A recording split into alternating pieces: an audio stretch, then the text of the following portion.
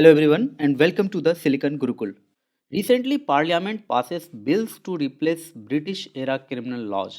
इस बिल को इंट्रोड्यूस किया गया था अगस्त 2023 में और इसे 31 मेंबर्ड पार्लियामेंट्री स्टैंडिंग कमेटी को रिफर भी किया गया था and now it has been passed from the parliament. तो ये तीन बिल्स क्या क्या हैं? तो भारतीय न्याय संहिता बिल 2023 जिसे लाकर इंडियन पिनल कोड 1860 को रिप्लेस किया गया है। यानी पहले ये इंडियन पिनल कोड 1860 अब तक चल रहा था, लेकिन जैसे ही भारतीय न्याय संहिता बिल 2023 एक्ट लागू होगा तो ये रिप्लेस हो जाएगा, ये हट जाएगा। उसी तरह से code of criminal procedure CrPC 1973 को हटाकर भारतीय नागरिक सुरक्षा संहिता 2023 लाया गया है एंड इंडियन एविडेंस एक्ट 1872 को हटाकर भारतीय साक्ष्य बिल 2023 लाया गया है। Now some brief detail about Bharatiya Nyaya संहिता 2023। यहाँ सेकंड इसलिए लिखा हुआ है क्योंकि जब इसे रेफर किया गया था 31 मेंबर पार्लियामेंट्री स्टैंडिंग कमेटी को, तो वहाँ पर कुछ रिवीजन के बाद इसे लाया गया है, that's why second is written here. तो ये जो भारतीय न्याय संहिता 2023 है, इसे लाया गया है इंडियन पिनल कोड 1860 की जगह पर, which introduces significant alterations including retention and incorporation of offences. तो सबसे पहले देखो, कुछ आईपीसी प्रोविजंस को इसमें वैसे का वैसे रखा गया है जैसे पहले था, जैसे कि on murder, assault and causing hurt, while incorporating new offences. कुछ न्यू ऑफेंस जो इनकॉर्पोरेट किया गया है उनमें से है organised crime, terrorism and group related grievous hurt और murder. It also adds community service as a form of punishment. तो पनिशमेंट के फॉर्म में कम्युनिटी सर्विस को भी इंक्लूड किया गया है, जैसे कि सैनिटेशन का कुछ वर्क दे दिया जाएगा पनिशमेंट के फॉर्म में। तो इस तरह का भी प्रोविज़न इसमें किया गया है। टेररिज्म की बात करें अगर, तो इसे डिफाइन किया गया है as act threatening the nation's integrity और causing terror among the populace. Penalties range from death और life imprisonment to imprisonment with fines. तो ये टेररिज्म की बात करें या फिर और भी कुछ क्राइम की बात करें तो पेनल्टीज यहाँ से यहाँ तक है कि इम्प्रिजनमेंट विद फाइन्स और डेथ तक पेनल्टी को ले जाया गया है। यानी कि डेथ पेनल्टी यहाँ है, जो सुप्रीम सेंटेंस सुनाया जाता है।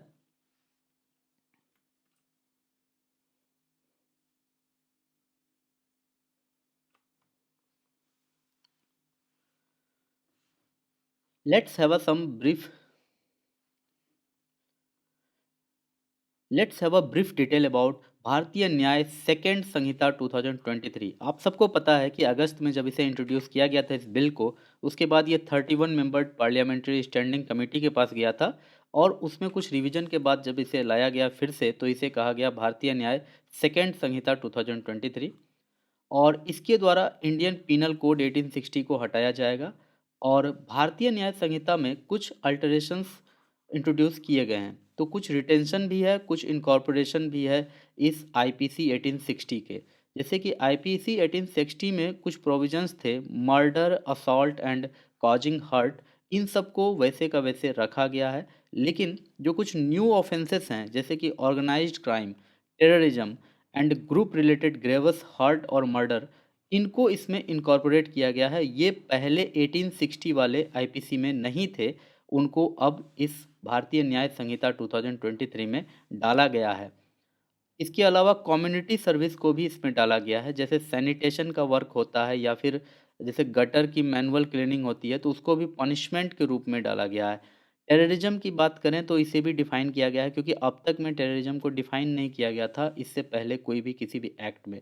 तो भारतीय न्याय संहिता 2023 में टेररिज्म को भी डिफ़ाइन किया गया है, act threatening the Nations integrity and causing terror among the populace. और भी मान्यूट डिटेल्स इसमें दिए गए हैं, यहाँ उन्हें क्लियरली नहीं लिखा गया है। फॉर एग्जांपल इसमें जैसे है कि कुछ आर्म्स लेकर आप कहीं ऐसे जगह चले जाते हैं जहाँ बहुत सारे लोग हैं और उस आर्म्स का प्रयोग भी कर लेते हैं, तो माना जाएगा कि आप वो टेररिज्म का एक्ट कर रहे हैं। पेनल्टीज की बात करें तो डेथ पेनल्टी को ख़त्म नहीं किया गया है, डेथ पेनल्टी अभी भी है और इम्प्रिजनमेंट एंड फाइन्स से लेकर के डेथ पेनल्टी तक का इसमें डिस्क्रिप्शन किया गया है। ऑर्गेनाइज्ड क्राइम्स की बात करें तो जैसे ऑफेंस होते हैं kidnapping, extortion, financial scams, cyber crime and more, इन सब को ऑर्गेनाइज्ड क्राइम्स के अंदर रखा गया है।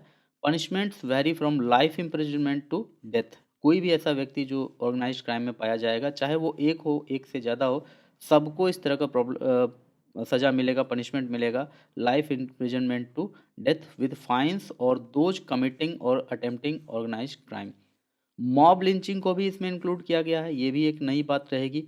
BN2 आइडेंटिफाइज मर्डर और सीवियर इंजरी बाय 5 और मोर इंडिविजुअल्स ऑन स्पेसिफिक ग्राउंड्स, चाहे वो रेस हो, कास्ट हो। तो अगर देखो, जाति के आधार पर या धर्म के आधार पर 5 या उससे अधिक लोग मिलकर किसी को सीवियर इंजरी पहुंचाते हैं, बहुत ही तेज दर्द पहुंचाते हैं, तो उसे मॉब लिंचिंग के अंदर माना जाएगा and it is a punishable offence, जिसमें कि लाइफ इम्प्रिजनमेंट और यहाँ तक कि डेथ पेनल्टी की भी सज़ा सुनाई जा सकती है। वीमेन के अगेंस्ट जो भी सेक्सुअल ऑफेंसेस के लिए जो प्रोविज़न था आईपीसी 1860 में, उन सबको लगभग लगभग रिटेन किया गया है भारतीय न्याय संहिता 2023 में। जैसे रेप, वोयरिज्म एंड अदर वायलेशंस जो भी हैं, वो सारे प्रोविजंस BNS2 में भी सेम रहेंगे, लेकिन age threshold for gang rape victims को 16 से बढ़ाकर 18 ईयर्स कर दिया गया है। And additionally it criminalises deceptive sexual acts और फॉल्स प्रोमिसेस। अगर कोई भी व्यक्ति किसी महिला के साथ इस वादे पर सेक्सुअल रिलेशन बनाता है कि वो उससे शादी कर लेगा, किसी भी तरह का फॉल्स प्रॉमिस करता है या फिर अपना आइडेंटिटी छुपाकर उसके साथ सेक्सुअल रिलेशन बनाता है, तो उसको क्रिमिनलाइज कर दिया गया है, यानी कि उसके उस एक्ट को ऑफेंस माना जाएगा, इसके लिए उसे सज़ा होगी। और ये जो विक्टिम एज 16 टू 18 ईयर्स किया गया है, इसके बारे में भी समझ लो। इसके लिए एक पिक्चर मैं आपको दिखाता हूँ। सो ऐसा है कि ये सारे 376 के अंडर आते हैं, सेक्शन 376 ऑफ आईपीसी, तो उसके अंडर ये आते हैं। तो जैसे सिर्फ अगर रेप की बात हो तो उसमें 10 ईयर्स का इम्प्रिजनमेंट या फिर इम्प्रिजनमेंट टू लाइफ तक का सज़ा मिलेगा। अगर पुलिस ऑफिसर अगर किसी का ऐसा करता है, रेप करता है, तो फिर उसे रिगरस इम्प्रिजनमेंट फॉर 10 ईयर्स से लेकर के नेचुरल लाइफ तक का इम्प्रिजनमेंट मिल सकता है। लेकिन कोई भी व्यक्ति अगर 16 से कम एज के बच्ची के साथ ऐसा करता है, इतना घिनौना काम करता है, तो उसे 20 इयर्स का इम्प्रिजनमेंट से लेकर के नेचुरल लाइफ इम्प्रिजनमेंट और फाइन भी चार्ज किया जा सकता है। दैट मीन्स कि 16 इयर्स से कम एज के बच्ची के साथ ऐसा करने पर इस तरह के प्रोविज़न किए गए थे। अब इसमें आगे आप एक और बात देख लो कि अब ये 16 को बढ़ाकर 18 कर दिया गया है, यानी कि अब से पहले, आज से पहले जो 17 इयर्स के एज के बच्ची के साथ कोई ऐसा करता था घिनौना काम, तो उसे वो बिल्कुल यही सज़ा पाकर छूट जाता था, यानी कि 10 इयर्स या फिर मतलब इसमें थोड़ा-सा आसान सज़ा होता था। लेकिन अब 18 से नीचे किसी के भी साथ ऐसा कोई करता है और वो साबित हो जाता है कोर्ट में कि उसने ही किया है, तो उसे अब थोड़ा रिगरस पनिशमेंट मिलेगा। So this is also a good thing. तो सेडिशन के चार्जेस की बात करें तो सेडिशन वर्ड्स हटा दिए गए हैं। सेडिशन वर्ड हटा दिया गया है, सेडिशन ऑफेंस हटा दिया गया है, लेकिन इसके जगह पर जो सेसेशन से रिलेटेड कोई अगर क्राइम करता है, कोई अगर ऐसा चाहता है कि देश से किसी राज्य को हटाने की बात करे या उसकी वकालत करे, उसके लिए कोई आंदोलन चलाए या आर्म्ड रिबेलियन करे या फिर एक्शंस इंडेंजरिंग नेशनल सॉवरेनिटी और यूनिटी, तो फिर उसके लिए कुछ पेनलाइजिंग एक्शंस के प्रोविज़न किए गए हैं BNS2 2023 में। हालांकि क्रिटिक्स ये कह रहे हैं कि राजद्रोह था, सेडिशन का मतलब होता है राजद्रोह, तो राजद्रोह था, उसे बदलकर अब देशद्रोह कर दिया है इन लोगों ने। तो ऐसा क्रिटिक्स आर्ग्यू कर रहे हैं, तो वो एक अलग मैटर है, उसके बारे में हम लोग बाद में बात करेंगे। डेथ बाय नेग्लिजेंस की बात करें तो अभी हाल ही में आपने देखा होगा कि इस एक्ट को लेकर, सॉरी, इस सेक्शन को लेकर के ट्रक ड्राइवर्स ने पूरे हड़ताल कर दिया था, क्योंकि पहले सेक्शन 304 के अंडर किसी का भी डेथ अगर नेग्लिजेंस के कारण होता था, लापरवाही के कारण होता था, तो 2 to 5 ईयर्स का ही सज़ा होता था। लेकिन अब इसे बढ़ाकर 7 ईयर्स तक का कर दिया गया है एंड 10 लाख रुपीज़ फाइन भी कर दिया गया है इसमें। तो कोई भी ड्राइवर अगर अपनी लापरवाही से किसी को एक्सीडेंट में मार देता है, तो उसे 7 वर्षों के लिए जेल तो जाना ही होगा, साथ में 10 लाख रुपए भी जमा करने होंगे। हाउएवर इट स्टेपुलेट्स दैट अगर डॉक्टर की किसी लापरवाही से किसी की जान जाती है, तो उसे फिर भी 2 ही साल का इम्प्रिजनमेंट मिलेगा, उसके लिए अभी ऐसा कुछ चेंज नहीं किया गया है। सुप्रीम कोर्ट कंप्लायंस अगर देखें तो alliance with certain supreme court decisions bye excluding adultery, तो सुप्रीम कोर्ट ने एडल्टरी को हटा दिया था ऑफेंस की कैटेगरी से, तो उसे BNS2 में इंक्लूड नहीं किया गया है। तो इन सारी बातों को भी ध्यान रखा गया है। क्रिटिसिज्म ऑफ भारतीय न्याय संहिता 2023, सबसे पहले कि criminal age responsibility age discrepancy यहाँ देखने को मिलता है। दिस में conflict with international convention recommendations. दूसरा यहाँ क्रिटिसिज्म है कि inconsistencies in child offence definitions. BN-2 में सीधे लिख दिया गया है कि जो भी 18 ईयर्स से कम का है वो बच्चा है, लेकिन अलग अलग ऑफेंस में बच्चे का डेफिनेशन अलग अलग होता है। For example rape and gang rape, जो 2011 में परहैप्स 2013 में जो एक गैंग रेप का इंसिडेंट हुआ था दिल्ली में, तो वहाँ पर आपको याद होगा कि एक उसमें एक्यूज्ड को छोड़ दिया गया था जस्ट बिकॉज वो 18 ईयर्स से कम था। तो ये अपने आप में थोड़ा सा एक्सेप्टेबल नहीं लगता है, तो इसको लेकर के कुछ यहाँ क्रिटिसिज्म आ रहे हैं। उसके बाद सेडिशन प्रोविजंस में कुछ चेंज किया गया है, तो उसको लेकर भी कुछ क्रिटिसिजम्स हैं, तो पिछले स्लाइड में मैंने इसको डिस्क्राइब कर दिया था। और एक जो सबसे बड़ा इसमें आ रहा है क्रिटिसिज्म, वो है विमेन को लेकर के। विमेन के अगेंस्ट जो ऑफेंस होते हैं जैसे रेप एंड सेक्सुअल हरासमेंट, उसमें जो भी प्रोविज़न है उसको IPC 1860 के प्रोविजंस को वैसे का वैसे रिटेन किया गया है, ज़रा सा भी उसमें कुछ चेंज नहीं किया गया है। और जस्टिस वर्मा कमेटी 2013 का जो रिकमेंडेशंस है उनको भी इसमें इंक्लूड नहीं किया गया है, यानी कि ये BN-2 में इंक्लूड नहीं किया गया है। और जैसे जस्टिस वर्मा का रिकमेंडेशन था कि रेप जेंडर न्यूट्रल किया जाए, rape rape offence of rape को जेंडर न्यूट्रल किया जाए, एंड मैरिटल रेप को भी एक ऑफेंस किया जाए डिक्लेयर, तो ऐसा कुछ डिक्लेयर नहीं किया गया है। So this was the criticism of BN-2 2023। Now some brief detail about Bharatiya Nagarik सुरक्षा संहिता 2023 सेकेंड, BNSS-2 2023। तो ये रिप्लेस करता है क्रिमिनल प्रोसीजर कोड 1973 को, और कुछ अल्टरेशंस को इंक्लूड करता है या इंट्रोड्यूस करता है, जैसे कि डिटेंशन कंडीशंस। तो याद रखना, जो ऐसे एक्यूज्ड हैं जो सीवर ऑफेंसेस में अंडर ट्रायल में हैं अभी, ऐसे सीवर ऑफेंसेस जिसमें कि लाइफ इम्प्रिजनमेंट की केस सज़ा हो सकती है, या फिर मल्टीपल चार्जेस जिनके ऊपर लगे हुए हैं, उनको पर्सनल बॉन्ड के बेसिस पर रिलीज नहीं किया जा सकता है, उनको बेल नहीं दिया जाएगा। तो इस तरह का डिटेंशन कंडीशन लाया गया है कि ऐसे सीवर केस में फंसे हुए एक्यूज्ड को आसानी से बेल या फिर किसी भी तरह का रिलीज नहीं दिया जाएगा। मेडिकल एग्जामिनेशन के स्कोप को भी ब्रॉडन किया गया है, allowing any police officer, not just a sub inspector, to request one, making the process more accessible। Forensic investigation को उस केस में मैंडेटरी कर दिया गया है जहां पर ऐसा क्राइम हो जहां पनिशमेंट एटलीस्ट 7 ईयर्स इम्प्रिजनमेंट हो, यानी कि 7 ईयर्स या फिर उससे अधिक का इम्प्रिजनमेंट वाला केस में बिना फॉरेंसिक इन्वेस्टिगेशन के सज़ा नहीं सुनाई जाएगी। और फॉरेंसिक एक्सपर्ट को जो भी एविडेंस कलेक्ट करना है क्राइम सीन से, उसको इलेक्ट्रॉनिकली उसका रिकॉर्डिंग उसे रखना है, ठीक है ना। बाद में किसी भी तरह का इसमें कोई भी मिलावट नहीं चलेगी, किसी भी तरह का फर्जरी नहीं चलेगा। स्टेट्स लैकिंग फॉरेंसिक फैसिलिटी को, जो स्टेट के पास नहीं है फॉरेंसिक फैसिलिटी, वो दूसरे स्टेट से उधार मांगकर अपना काम चलाए, तो इस तरह का प्रोविज़न किया गया है। सैंपल कलेक्शन की बात करें अगर, तो extends the power to collect finger impressions and voice samples even from individuals not under arrest, expanding beyond the CRPC's specimen signatures और handwriting orders।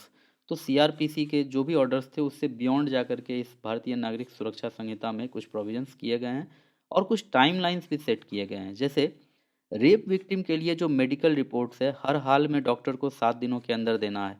जजमेंट्स जो होगा रेप विक्टिम के लिए वो 30 दिन के अंदर देना है, जो मैक्सिमम एक्सटेंड किया जा सकता है 45 days. Victim progress updates with in 90 days and charge framing with in 60 days from the first hearing. इसके अलावा कुछ अल्टरेशंस किए गए हैं कोर्ट हायरार्की में। जो CRPC है वो इंडिया के क्रिमिनल कोर्ट्स का एक हायरार्की का यहाँ प्रोविज़न करता है, तो उसको बिल्कुल मेंटेन किया है BNSS-2 में। लेकिन जो CRPC है उसमें मेट्रोपॉलिटन मजिस्ट्रेट्स का भी एक प्रोविज़न था, जिसे कि BNSS-2 में एलिमिनेट कर दिया गया है।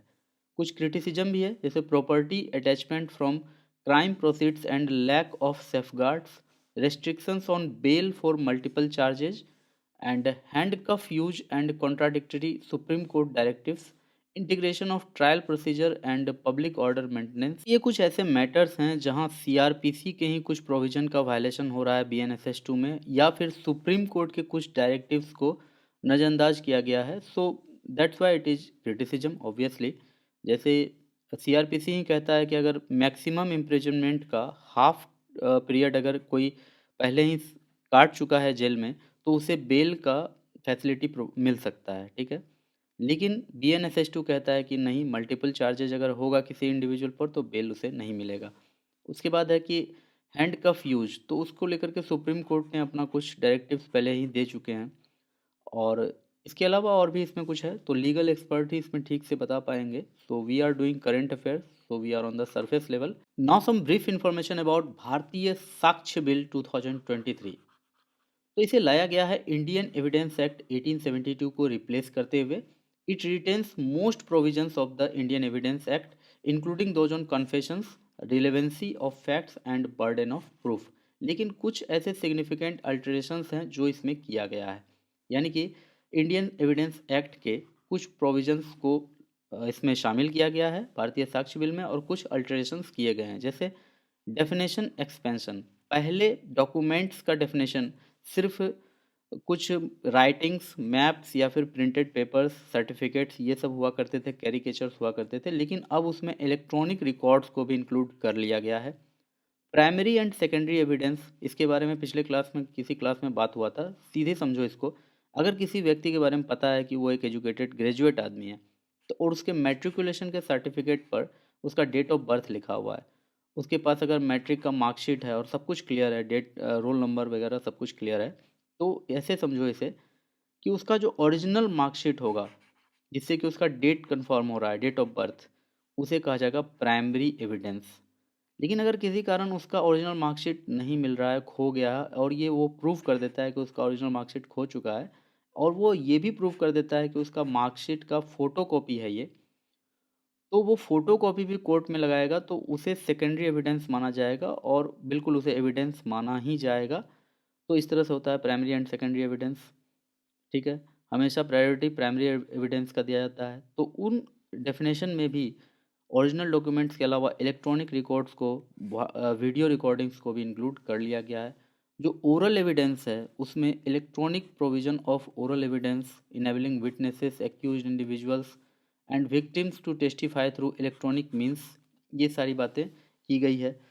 एडमिसिबिलिटी ऑफ इलेक्ट्रॉनिक रिकॉर्ड्स, तो कहा जा रहा है कि इलेक्ट्रॉनिक और digital records are granted equivalent legal status as paper records. तो ये भी एक प्रोविज़न किया गया है BSB 2023 में। Amended explanation to joint trials, joint trials encompasses cases where one accused or absent or has not responded to an arrest warrant, now categorized as joint trials। तो so these are the provisions, ठीक है। Semi conductor, memory, smartphone, laptop, email, server logs, locational evidence, ये सब evidence के definition के अंदर आ जाएंगे।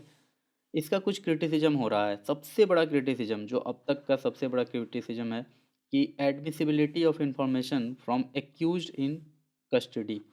तो कस्टडी में कोई एक्यूज्ड है, उससे कोई इन्फॉर्मेशन अगर लिया जाए तो उसे भी वो कोर्ट में कोर्ट में प्रेजेंट कर सकते हैं, एंड दैट इज़ एडमिसिबल। ये अपने आप में कहीं से भी एक्सेप्टेबल नहीं है, that's why it is criticised है, and the law commission recommended removing this distinction. तो लॉ कमीशन ने इसे रिमूव करने के लिए कई बार पहले ही कह चुका है। Unincorporated Law Commission recommendations. Several recommendations by the Law Commission, such as presuming police responsibility for injuries sustained by an accused in police custody, have not been included in the BSB 2। ये भी अपने आप में बहुत ही एक चिंताजनक बात है, बहुत ही वरीसम ये फैक्ट है कि कोई भी व्यक्ति जो पुलिस कस्टडी के अंदर उसको किसी भी तरह का इंजरी होता है, इंजरी सस्टेन होता है, तो उसके लिए किसी भी तरह का प्रोविज़न, जो हार्ड प्रोविज़न जैसा था पहले से इंडियन एविडेंस एक्ट में, वैसा कुछ इसमें नहीं लाया गया है। So this is a kind of worrisome situation. Tampering of electronic records, अब सबसे बड़ी बात यह है कि इलेक्ट्रॉनिक रिकॉर्ड्स के आधार पर कोर्ट में फैसले सुनाए जाने की बात हो रही है, लेकिन आपको पता है कि अभी ज़माना डीप फेक का है। तो डीप फेक के ज़माने में कैसे किसी इलेक्ट्रॉनिक वीडियो या फिर ऑडियो पर भरोसा किया जाए, ये भी अपने आप में एक बहुत ही वरीसम सिचुएशन है। So this was about the 3 bills जो अभी पार्लियामेंट ने पास कर दिए हैं। ओके, एक बार फिर से देख लो, भारतीय न्याय संहिता बिल 2023, भारतीय नागरिक सुरक्षा संहिता 2023, भारतीय Sakshya bill 2023। I hope you like this video. So thanks for watching, मिलते हैं अगले वीडियो में। तब तक के लिए कीप स्टडिंग, कीप ग्रोइंग।